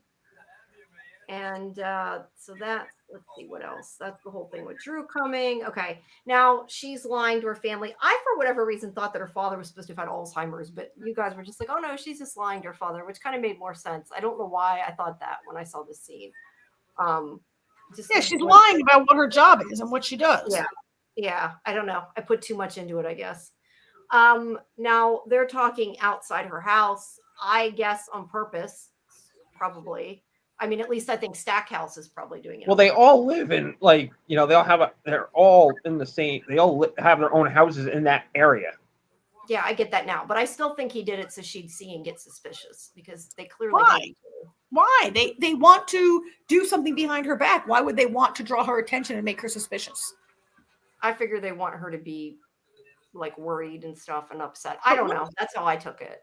I figured it was on purpose, but I guess it doesn't have to be. But yeah, she is definitely suspicious at any rate. And then we have Avery. who comes in, who is younger than the other ones, but they realize is a very strong TP. And they think that maybe they found their person who can help them escape, because that's what they were Asking waiting ye for. shall receive. Yeah, very strong TP. So, yeah, that's. I love her description. She's like, I'm single A. This kid's Michael Jordan. Yeah, he's got quite a bit of power there. So yeah, I think that that's definitely foreshadowing what might be. I shouldn't say definitely, because I don't know, but could be foreshadowing what's to come. That they could use him maybe, because they're trying to escape. So maybe they have a way, an idea now. Yeah. I guess, I kind of feel like, okay, two things. So snatching a child that young seems to... You mean? I mean, wouldn't that bring with it more trouble? Like, that child will be harder to control and deal with than the teenagers who are already a pain in the ass, right? Yeah, how powerful 10 he is. to 19. They said the youngest was 10 and the oldest was 19. Yeah. So they haven't done it before. But this kid is powerful, which is why they grabbed him, I guess. I just feel like they... I don't know. These people are not really good planners, maybe. I just feel like the younger you snatch a child, the harder it is to control them, deal with them, explain to them, whatever, right? But this is a strong kid, and I guess they just felt like they needed the kid. Yeah, we don't really know much about him yet, other than he can't have Reese's, so I'm assuming he's lactose intolerant. No, he has a peanut allergy. Like peanut. Yeah, I guess Alicia uses her telepathy and is like, don't give it to him. He has a horrendous peanut allergy. Yeah, I know. Well, I automatically thought of the milk in the candy bar. Sorry, because I'm like, she says it. It's no, she just says he can't have it. She doesn't. She says he is allergic. She says allergy. Oh, she says he's allergic. Well, it's got to be the peanut butter. It is the most common. It is a super common allergy. It's got to be the peanut butter. Yeah, I know. I'm sorry. I heard it. I immediately thought lactose intolerant. But yes, I'm not aware. Can lactose intolerance kill you? I wouldn't think of lactose intolerance as that's not an allergy. Well, they give you a test for it sometimes when you get allergy tests. So but it's intolerance. It's not an allergy. At any rate, she intuits this from her own telepathy. Yeah. And that's where she says he's stronger than any. I mean, I assume it's easier for her to read the mind of another mind reader. Yeah. Yeah. Well, he also was looking directly at her, so he was kind of feeding it into her. Yeah. Yeah. She also can only read things that are at the forefront of your mind. And maybe when they tried to shove a Reese's peanut butter cup at him, in his mind, he was like, shit, I don't want it. I can't eat that. And that's why she picked it up, right? Like she says she can only pick up what you're actively thinking of. Yeah. Or like surface thoughts, something like that. Yeah. Yeah. All right. So any more thoughts at the end of these episodes? I mean, I do. I don't know if I have much to add. I told you guys how I feel. I'll watch it again. I don't have a kid to root for. Like, Lucas is the kid we're supposed to root for and get behind. And he's maybe the more fleshed out character, but these kids are pretty thin ass characters right now. Hold on. I don't know what you're telling me. I get what you're saying. At this moment, the kids are kind of one-dimensional. However, how are you not at least rooting for these kids to get away from these mean scientists? I mean, I am. Okay, and then there you are. You are rooting for them. I don't want them to be rooting against the scientists than it is rooting for the kids. I'm rooting against the scientists for sure. Okay.